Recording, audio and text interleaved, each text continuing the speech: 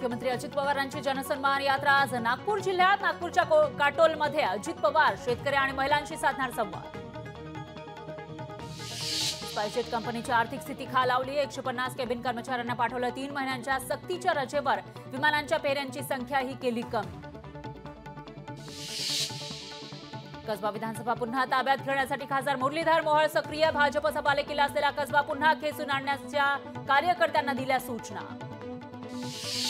रावसाहेब दानवेंवर संयोजक पदाची जबाबदारी। भाजपच्या कोर कमिटीच्या बैठकीत निर्णय। विधानसभेच्या पार्श्वभूमीवर दिली जबाबदारी। ठाण्यात गणरायाच्या आगमनाला सुरुवात। उद्या ठाण्याचा महाराजा, किसन नगरचा महाराजा, ठाण्याच्या इच्छापूर्ती अशा अनेक मोठमोठ्या मंडळांचे आगमन सोमवारी मुंबईतील अंधेरी आणि जोगेश्वरी परिसरात 12 तासांसाठी पाणी पुरवठा राहणार बंद। जलवाहिनीच्या कामामुळे पाणी पुरवठा राहणार बंद।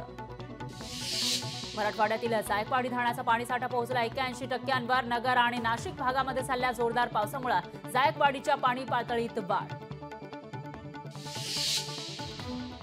सोलापूरमध्ये आरक्षणाच्या मागणीवरून धनगर समाज पुन्हा एकदा होणार आक्रमक। 9 सप्टेंबरला धनगर समाज आमरण उपोषण सुरू करणार।